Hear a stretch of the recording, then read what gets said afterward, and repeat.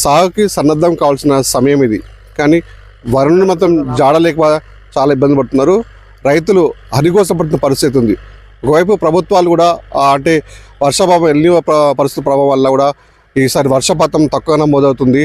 అయితే ప్రభుత్వం కూడా ఇటు కలెక్టర్ కానీ, ఇటు ఎంఆర్ఓ వాళ్ళు కానీ, రెవెన్యూ కానీ, ఇటు అగ్రికల్చర్ ఆఫీసర్లు కానీ, ఏవోలు కానీ కూడా ప్రతి రైతు వేదికల దగ్గర ప్రతి రైతులతో కూడా సమావేశపరచుకొని కూడా అంటే ఆరుతడి పంటల వైపు మొగ్గు చూపాలి. అంటే ఎక్కువ వర్షపాతం తక్కువ ఉంటుంది ఈ సంవత్సరం. మనం తక్కువ నీరు కాడ పంటలు వేసుకుంటే వాళ్ళకి లాభాలు వస్తాయి. ఒక వరి వేసుకుంటే మన నష్టం బాగా పాలవుతుందని చెప్పేసి ప్రతిసారి కూడా రైతు వ్యక్తుల దగ్గర వాళ్ళు రైతులకి సూచనలు సలహా ఇస్తున్నారు. ప్రస్తుతం మనం అంటే మహబూబాబాద్ జిల్లా బయారంలో ఉన్నటువంటి కొత్తపేట గంధంపల్లి గ్రామంలో ఉన్నటువంటి ప్రాంతంలో ఉన్నాం. ఈ ప్రాంతంలో ఇటు ఏవో సంబంధించినటువంటి ఏవో గారు, ఇటు సర్పంచ్ కూడా రైతులకి అవేర్నెస్ ఇచ్చి కూడా వాళ్ళకి రైతులకి దగ్గరుండి మరి కూడా ఆరు పంటలు ఏ విధంగా వేసుకోవాలని చెప్పేసి కూడా కలెక్టర్ సూచన విధంగా కూడా రైతులకి సలహాలు ఇస్తూ వాళ్ళ దగ్గరుండి కూడా ఆరు పంటలు ఎప్పుడు మొగ్గు చూపే విధంగా చేస్తారు. ప్రస్తుతం విజువల్ చూసుకోవచ్చు. అంటే ఏ విధంగా అయితే కలెక్టర్ స్నేహ శబరీష్ గారు ఏదైతే మిషన్ వైవిధ్యం పేరిట మీద కూడా రైతులకి ఎలాంటి అవేర్నెస్ కల్పించాలని ఒక ఫ్లెక్స్ ద్వారా కూడా రైతులకి ఒక వినూత్న రీతిలో కూడా వాళ్ళు ప్రచారం నిర్మిస్తున్నారు. మనం చూసుకోవచ్చు. వర్షాభావ పరిస్థితులలో నీటి కొరతను ఎదుర్కొనేందుకు మిషన్ వైవిధ్యం పేరిట మీద కూడా వాళ్ళ ఫ్లెక్స్ని తయారు చేసి రైతులకి ఏ విధంగా అయితే ఆరుతడి పంటలు ఉంటే తక్కువ నీటితో ఎక్కువ సాగు, రైతు సుస్థిర వ్యవసాయం, ఆహార భద్రత అనేక 4 అంశాలపై కూడా రైతులకి సంసిద్ధం చేసేందుకు కూడా వాళ్ళు సిద్ధమయ్యారు. ప్రస్తుతం మనం ఒక అంటే పంట క్షేత్రంపై ఉన్న వాళ్ళు కూడా రైతులు ఇప్పటికే అంటే వీళ్ళు కూడా వరి వైపు మొగ్గు చూపకుండా కూడా మేము అంటే ఆరుతడి పంటల వైపు మొగ్గు చూపుతామని చెప్పేసి అంటే సంబంధించిన అగ్రికల్చర్ ఆఫీసర్ కానీ, సర్పంచులు కానీ వాళ్ళు కూడా అవేర్నెస్తో ఇవాళ వాళ్ళు ఈ కార్యక్రమం మొగ్గు చూపారు. ప్రస్తుతం మనతో మాట్లాడడానికి అంటే ఈ కృషి చేసినటువంటి ఏవో రాజుగారు అడిగి తెలుసుకునే ప్రయత్నం చేద్దాం. సార్ నమస్తే. ప్రస్తుతం రోజులలో ఎల్నినో ప్రభావం వల్ల వర్షాలు తక్కువ పడుతున్నాయి. రైతులు కూడా ఆరుతడి పంటల వైపు మొగ్గు చూపాలని చెప్పేసి ముఖ్యమంత్రి సహాయం నుంచి కలెక్టర్ వారు కూడా అదే పనిలో పెట్టుకొని ప్రస్తుతానికి రైతులకు అవేర్నెస్ చేసే ప్రయత్నం చేస్తున్నారు. ఇందులో భాగంగా మీరు కూడా ఈ ప్రాంతంలో రైతులకి అంటే మెరుగైన సంబంధించిన వ్యవసాయం అందించాలనే ఉద్దేశంతో ముందుబడి అవేర్నెస్ సర్పంచ్ కూడా అవేర్నెస్ కార్యక్రమం చేస్తున్నారు. మీ రైతుల నుంచి ఏది స్పందన వస్తుంది? అందరికి నమస్కారం సార్. నా పేరు రాజు, మండల వ్యవసాయ అధికారి, బయ్యారం మండలం, మహబూబాబాద్ జిల్లా. ఇక్కడ ఏంటంటే బయ్యారంలో ఒక పరిస్థితి ఏంటంటే మనదంతా కూడా పెద్ద చెరువు మీద ఆధారపడి ఉన్న వ్యవసాయం ఉంటుంది. ముఖ్యంగా వరి. ఈ వరి వచ్చేసి మన మండలంలో 10,000 ఎకరాల వరకు, 10,870 ఎకరాల వరకు ఉంది ఇక్కడ. గత సంవత్సరం సాగైంది. ఈసారి ఏంటంటే అది 16 ఫీట్ల లెవెల్ రావాలి, కానీ 12 ఫీట్లకే ఉంది. కానీ ఇప్పుడు సాగునీటికి కొద్దిగా ఇబ్బంది ఏర్పడే అవకాశం ఉంది. ఎప్పటి నుంచో 99 రోజుల పరిపాలనలో భాగంగా గ్రామ సభలు పెట్టినది ఒక 3 నెలల నుంచి కూడా ప్రభుత్వం చెప్పిన ఆదేశాలను పాటిస్తూ గ్రామ స్థాయిలో గ్రామ సభలు పెట్టుకుంటూ ప్రతి గ్రామంలో 29 గ్రామ పంచాయతీలు ఉన్నాయి. ప్రతి గ్రామ పంచాయతీలో కూడా అనేక కార్యక్రమాలు, రైతులకు అవగాహన కార్యక్రమాలు చేకూర్చడం జరిగింది. వాళ్ళందరూ కూడా చెప్పడం జరిగింది. దానిలో భాగంగా ఏంటంటే ఇంకా ఇప్పుడు ఈరోజు మనము ఆగస్టు 11వ తారీఖులోకి వచ్చాము.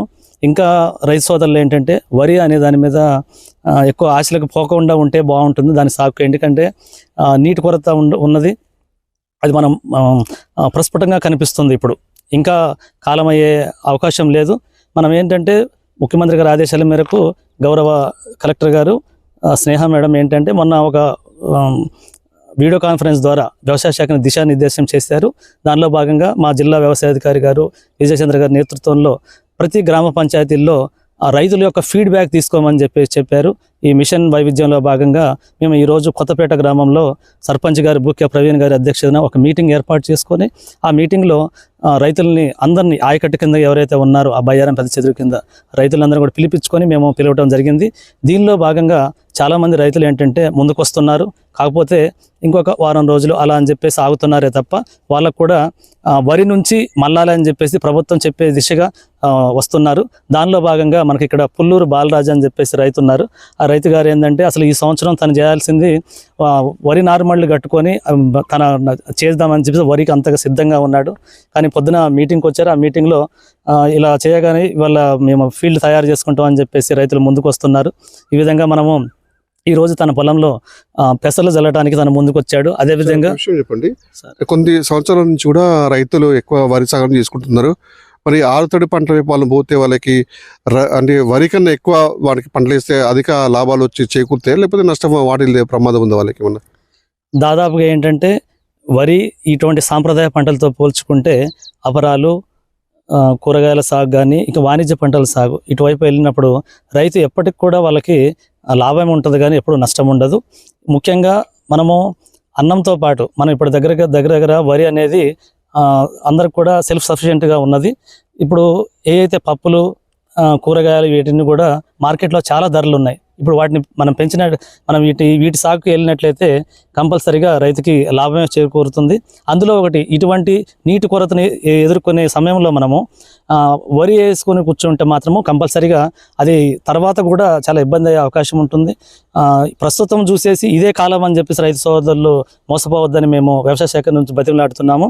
ఎందుకంటే ముఖ్యంగా ఇప్పుడు ఒకవేళ మీరు వరి వేసుకున్నా కానీ దాని తర్వాత కాలం ఇప్పుడు శాస్త్రవేత్తలు చెప్పినట్టు సెప్టెంబర్లో ఇంకా ఉష్ణోగ్రతలు పెరిగి ఎల్నినో ఎఫెక్ట్ అనేది ఎక్కువ ఉండటం వల్ల చెరువుల్లో నీళ్లు తగ్గిపోవటము, భూగర్భ జలాలు తగ్గటము, అదేవిధంగా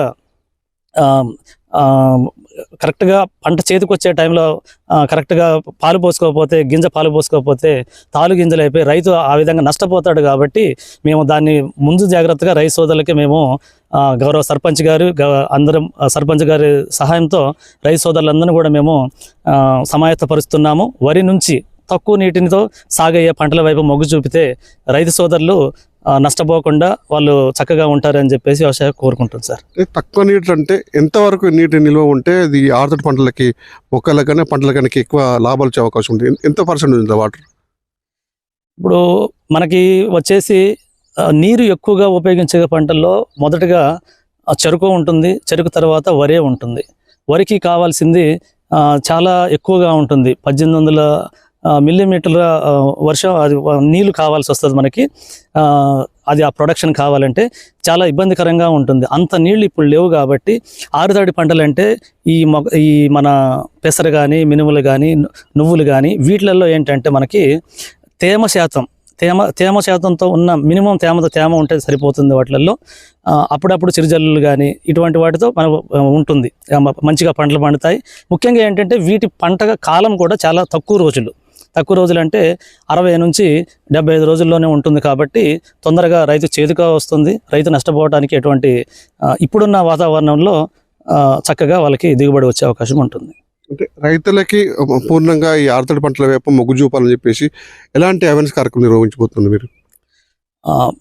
ఈ రోజు నుంచి మేము ప్రతి గ్రామ పంచాయతీలో అసలు రైతుల నుంచి వాళ్ళ ఫీడ్బ్యాక్ తీసుకుంటున్నాము. వాళ్ళ మనోగతం ఎలా ఉంది, ముఖ్యంగా మనం ఇప్పుడు మేము కాన్సన్ట్రేట్ చేసే విషయాలు ఏంటంటే వరి ఎక్కడైతే వేస్తున్నారో ఆ ప్రాంతాల్లో, ఆ గ్రామ పంచాయతీల్లో, ఆ గ్రామ పంచాయతీ సర్పంచ్ దగ్గర కూర్చొని సర్పంచ్ గారి అధ్యక్షతన వాళ్ళ గ్రామ సభ పెట్టుకొని అందులో రైతులని, పెద్ద రైతులని, చిన్న రైతులని, సన్నకారు రైతులు అందరిని కూడా పిలిపించుకొని వాళ్ళ ఫీడ్బ్యాక్ తీసుకుంటున్నాము. మీరు ఎందుకు ఇంకా ఇన్ని రోజులు ఇంకా ఆగుతున్నారు ఏంటి ఇలా అని చెప్పేసి ప్రతి ఫీడ్బ్యాక్ తీసుకుంటున్నాము. అది కూడా మా జిల్లా వ్యవసాయాధికారి గారి ఇచ్చినటువంటి ఒక ప్రొఫార్మాని, ఆ ఫీడ్బ్యాక్ ఫామ్ను కూడా మేము గవర్నమెంట్కి సబ్మిట్ చేస్తాము. దాన్ని ఒక నిమిషం మీరు చెప్పండి. మిషన్ వైవిధ్యం చెప్పేసి కలెక్టర్ కూడా ముందు తీసుకొచ్చారు కదా, దీని గురించి చెప్పండి అసలు ఏంటది? ముఖ్యంగా మిషన్ వైవిధ్యం ఇది మన జిల్లాలో ఏంటంటే మేడం గారు వచ్చిన పరిస్థితుల్లో ఏంటంటే ఆ టైంలో మొక్కజొన్న అనేది చాలా విపరీతంగా ఉత్పత్తి వచ్చింది మన జిల్లాలో. అప్పుడు చాలా లా అండ్ ఆర్డర్ ఇష్యూస్ వచ్చాయి. అప్పుడు వచ్చినప్పుడు పోలీస్ శాఖ వారి సహాయంతో, వివిధ శాఖల సమన్వయంతో మేడం గారు వాటన్నిటిని కూడా ప్రొక్యూర్ చేసుకొని గవర్నమెంట్ ఎటువంటి ఇబ్బంది రాకుండా ప్రతి రైతు వేసినటువంటి మొక్కజొన్నని సేకరించడం జరిగింది, కొనుగోలు చేయడం జరిగింది. కానీ అంత ప్రొడక్షన్ వచ్చినప్పుడు ప్రభుత్వాలు కూడా ఏం చేయలేవు. కాబట్టి ఒకే పంటకి పద్ధతిలో మనం వెళితే ప్రభుత్వం దగ్గర కూడా అంత యంత్రాంగం మన దగ్గర ఉండవు. కాబట్టి సాంప్రదాయ పంటలైనటువంటి వరి, మొక్కజొన్న, పత్తి, మిరప వీటి నుంచి వేరే పంటల వైపు మారాలి. ఇదొక్క సంవత్సరం ఎల్నినో ఉందనే కాదు, రైతు సోదరులందరూ కూడా సాంప్రదాయ పంటల నుంచి అపరాలు, కూరగాయలు, వాణిజ్య పంటలు అనేటువంటి పసుపు, అల్లం, వెల్లుల్లి ఇటువంటి వాటికి వెళ్ళినట్లయితే రైతు సోదరులకి ఏంటంటే ముఖ్యంగా వాళ్ళకి ఆదాయంతో పాటు మనకి వాతావరణ సమతుల్యత ఉంటుంది. పంటల్లో వైవిధ్యీకరణ మనం పాటించడం వల్ల అవుతాము. మార్కెట్లో కూడా స్థిరమైన లాభాల వైపు రైతుకి మంచిగా ఉంటుంది.